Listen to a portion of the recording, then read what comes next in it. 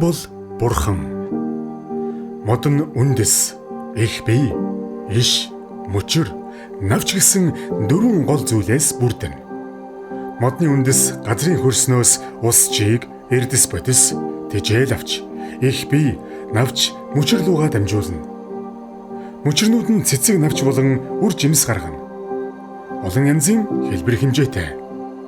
Мод нь нүүрс төрөгчийг шингэн авч хүчил төрөгчийг ялгаруулахаас гадна байгалийн үзэмж, экологийн систем, хөдөө аж ахуй, байшин барилгын материал гээд олон чухал үүрэгтэй. Мод дагаж ус дагаж амьдрал. Мод тариад арчилж хамгаалж чадвал ой болдог хэмээн үе үеийн ойн инженерүүд ойчид бахархан ярьдаг билээ. Тэдгээрийн төлөөлөл өв заламжлан ажиллаж буй Наваны алтан гэрлийн хүү дордсон. Аргагүй амьдралынхаа 50-аад жилийг ойтой холбосон хүн ойдоо байхдаа жаргалтайжээ. Ой гэдэг бол бүхэл бүтэн амьд байхад тэр дотороо гол ус өрх тэр ан эмчэн ингээл тэр амьд өхөн юу энэ тэр өхнийг манай ой байгууллагын ой хамгаалагч нар агал хамгаалагч нар харж хамгаалж явдаг. Ийм их тас өргөн хүрээний сайхан ажилладаг. Аав хоёрын маань одоо энэ ойн салбарт ажиллаж байгаа энэ одоо үйлс нь одоо надад их нөлөөсөн. Хоёрдугаар би бүр багаас аавынхаа өөр дээр ингэж явдаг, хөдөө хадаа явдаг. Одоо гоожулт ихтэл дагаж явсан, бүр багаас явсан учраас ой гэж ямар байдаг юм бэ? Ой дотор явах ямар сайхан байд юм бэ?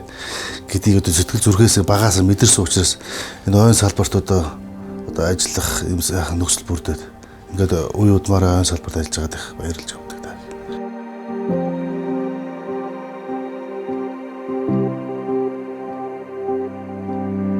Миний эцэг бол 1952 онд Октаа сумын багийн дарга хийгээд ойн цагдаа гэдэг ийм хариуцлагатай ажил албаг хийсэн. Насаараа энэ хийж 38 жил ойн цагдаа сүүлдээ ойн хамгаалагч гэдэг ийм ажлыг хийж ирсэн юм байна.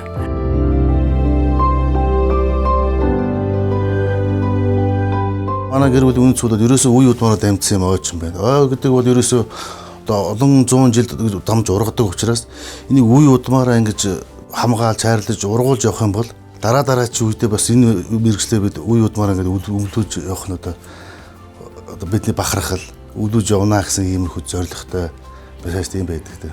Энэ алтан гэдэг хүн бол 11 хүүхэдтэй. 11 хүүхдийн 2 хүүхэд нь ой мэргэжил эзэмсэн. Би бол одоо ой инженер гэдэг мэргэжил эзэмсэн бол миний дүү Бямсан гэдэг хүн ой механик инженер гэдэг мэргэжил эзэмшээд ойн байх үед одоо энэ хялгант Эрдэнэт зэрэгэд азруудаар 20 жил одоо мэргэжлийн ажил хийсэн. Ийм одоо ийм хоёр инженер төрсэн юм байна. Хан хинтийн нурууг дархан цаазад газар хэмээн дархлагдахад ихээхэн хөв нэмэр оруулсан гавьяатай. Тухайн үед их хэмжээний мод бэлтгэдэг байсанд сэтгэл эмзэглсэн тэрээр дархан цаазад газар байгуулахын төлөө төслийг боловсруулж эрдэм шинжилгээний хурал хийж засгийн газарт өргөн барьж байсан гэдэг. Одоо миний ажилласан энэ ойн байгууллагын ажилласан хугацаанд бол нэг 4 суманд 5 модерлийн газар байгуулсан. 5 модерлийн газар бол жилдээ нэг 2 сая тарис болгос одоо үйлдвэрлэн гарах ийм чадaltaй тийм модерлийн газар ажиллаж ирсэн. Тэгээ энэ бол нэг миний ажилласан хугацаанд нэг 30 сая тарис болгож ургуулж одоо ажилтнанд өөрнөр дээр нь одоо ногоон байгууламж янзын байдлаар үйлдвэрлэлд нийлүүлсэн байгаа. За манай ойн байгууллага бол одоо 5500 гаруй газарт одоо ойн нөхөн сэргээх, ойн байгалийн сэргийг ургалан туслах ийм ажлуудыг хийж ирсэн. Тэгээ манай гэрхэн амьдралын явж үзэх юм бол эсэг одоо 40 жил, хүү нь болох би 50 жил. Тэрний одоо хүү болох ач нь болох бат зэрэг маань бол 20 гаруй жил. Бас түүний дүү одоо 10 хэдэн жил ингээд хийсэн. Ингээд үзэхээр манай гэрийн амьдрал бол 100 гаруй жил бол энэ байгаль хамгаалах ажил, ойгоо хамгаалах ажил зориулж явсан. Нөгөө бидний амьдрал одоо ч гэсэн ой дотор урсч байгаа. Ийм одоо гэр бүлээ.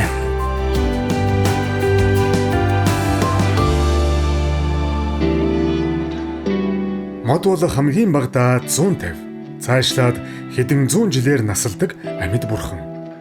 Ой мод нь дэлхийн шин мандлын салшгүй хэсгийг бүрдүүлж, манай гаригийн дулаарлын явцыг сааруулж, хөрс усыг тогтвортой байлгахад чухал үүрэг гүйцэтгэдэг. Энэ үүргийг өөрийн үүрэг мэд санаж, гэр бүлийн хамтаар мод тарьж ургуулж, арчилж хамгаалах үйлсэд зүрх сэтгэлээр зүтгэж яваа ойн аж ахуйн инженерүүд бол Нэмжавын Мигмаржав, Батсүрийн Гэрлэнар. Тэдний амьдралын 50-аад жил ойтой холбоотой. Би ч одоо сургууль төгсөөл 1982 онд энэ ойн салбартаа орж ажиллаж эхэлсэн байгаа. Завхны тосон цэнгэлээс эхлээ ой зохион байгуулалтанд модны бүртгэл тооллого гэж нэг 10 гаруй жил ажилласан. Дараа нь 1996 оноос эхлээд энэ мод үржүүлэхтэй амьдралаа холбож ингэж мод тарьж эхэлсэндээ. Тэгээ бит хоёр чинь энэ 1982 оноос л одоо холбогдож ажил төрлийн шугам холбогдож амьдралаа зохиогоод энэ модтой харьцаж модтойгоо харьцаж ирлээ. Дөрвөн сайхан хүүхдүүд нь бас л яг байгаль хамгаалах чиглэлээр ойн чиглэлээр ажиллаж байгаа. Мод тарих чинь бол одоо бурхнаас яасан том хишиг буян. Ер нь бол ой модтой амьдралаа холбоход бол дандаа сэтгэл их сэргэлэн баясгалантай, эрүүл энх, аз жаргалтай амьдарч явдаг. Тэр бом мод тарина гэдэг маань энэ бол маш их оновчтой, сайхан хөдөлгөөн, маш их олон ардууд маань одоо мод тарих анхны одоо мэдэгдэхүүнийг эзэмшиж хашаа хороо орчинтой бол ихээхэн хэмжээний мод тарьж уур амьсгалын өөрчлөлтөнд маш их том хувь нэмэр оруулахаар хөдөлмөрлөж байна. Одоо 2000 оноос хойш бол 100 гаруй талбайд бол ойжуул тийсийн туулга олон их байгаа. Улаанбаатар хотын ногоон бүс энэ хандгайд их баян ингэж хийж байсан. Манай хүн бол одоо тарьж ургуулах арга хэмжээндээ дадлагчсан, мэрэгшсэн. Би бол ойг одоо хөнөөлж авч өвчнөөс хамгаалах арга хэмжээндээ дадлагчсан байгаа.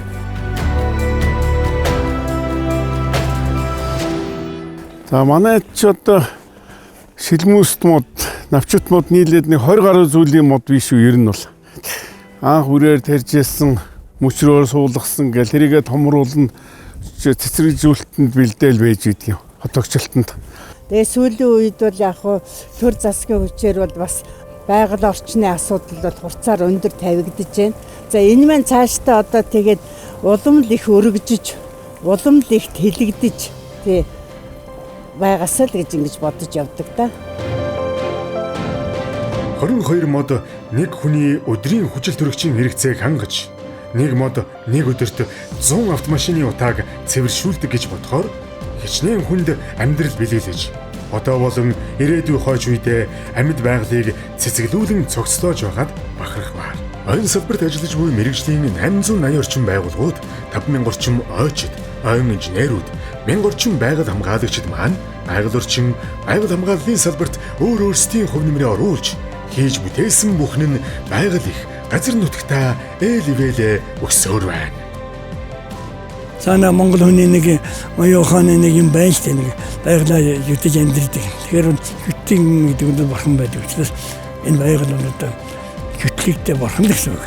Төр бом мод тарина гэдэг бол тий бид үзээд үзэж чадахгүй, уулзаж чадахгүй тэр сайхан ирээдүйдээ энэ сайхан эх орноо, байгаль дэлхийг ой модтой, ургамалтай нь устай тэр жигтэн л одоо өвлөж үлдэх гэж байгаа л маш сайхан буянтай өвлөж өгч. Аав юм маань сонгож өгсөн мэрэгжил шүү дээ энэ ч одоо. Тэгээд аав минь бурхан энэ мод маань одоо ингээд амьдралаа холбосон ингээд би ойд үтгэж байгаа энийг бас хүнтэйгээ хамтд явж ийн гэж бодод юм л та. Хамгийн жаргалтай амьдрыг гэвэл модоо тарь. Сэтгэл байвал ямар ч газарт мод ууж болно. Цөлжилтийг бууруулах хамгийн зөв арга бол мод тарих. Тааж бас модоо тарьж жаргалтай сайхан амьдраарай.